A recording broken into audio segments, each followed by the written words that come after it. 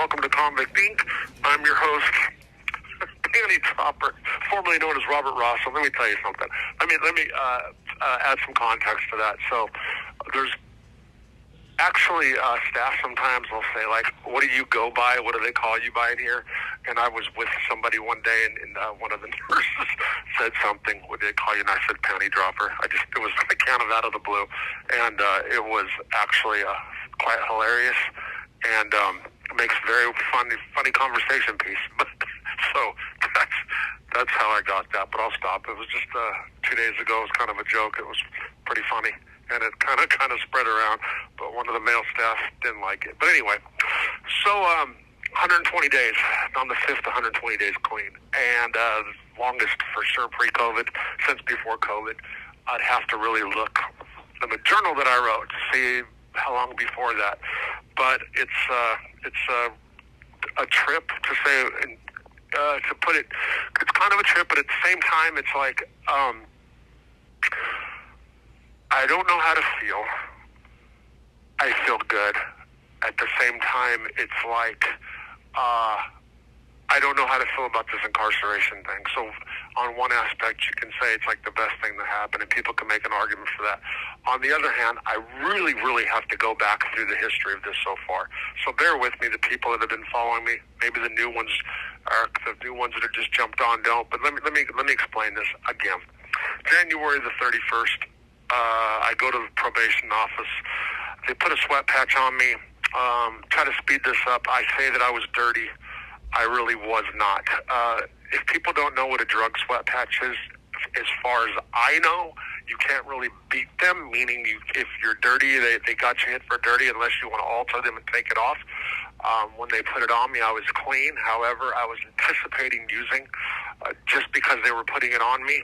And my mind, the little addict inside of me was saying, you got to use again. You got to have your last hurrah. So I went ahead and told my PO that I was dirty on a urine test that came up false positive for, I think it was meth and something else. Anyway, so 2 days later, I copped to this dirty that I'm not dirty of. 2 days later, here comes the marshals. The judge orders a warrant for my arrest, spends thousands of taxpayer dollars to have the marshals come to my house, even though I've turned myself in before from states away.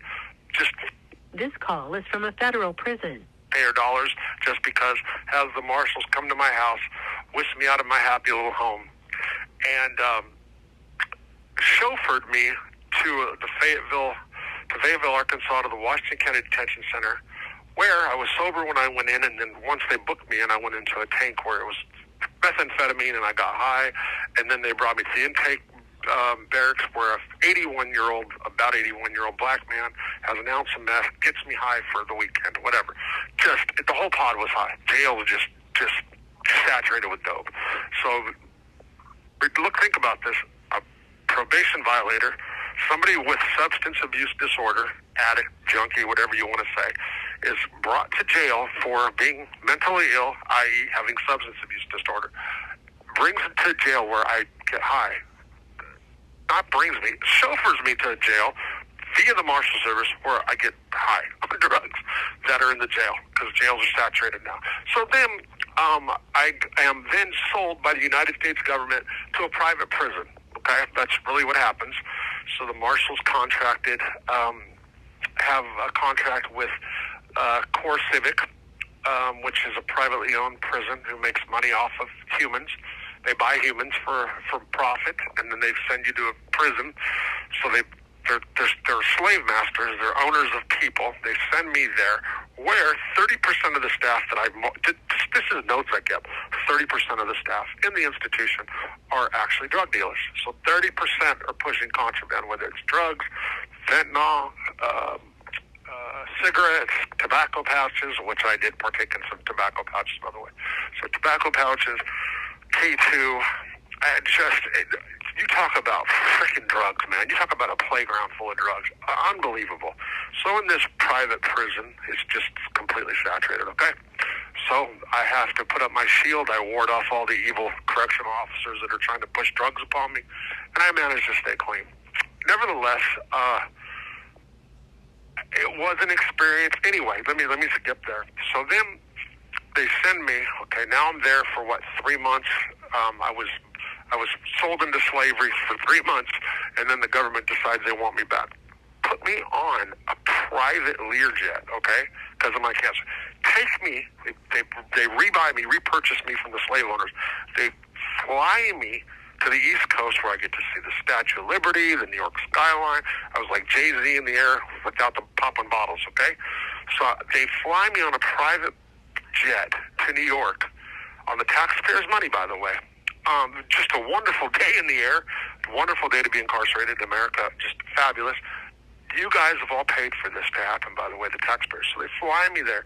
Then they bring me into the Bureau of Prisons in a fantastic prison. Did you guys hear me? People listening? Wonderful, great, fantastic prison with the best guards and wardens ever, okay? So they bring me here, and I'm seen the next day, and immediately I'm seen and I'm told, you need to be on the MAP program. What is the MAP program? It's medical assisted treatment. They want to put me on drugs, Suboxone, after I've been clean.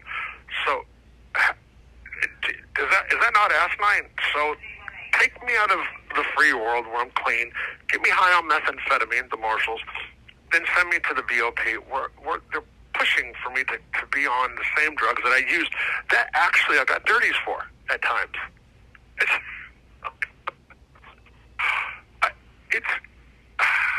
I don't know.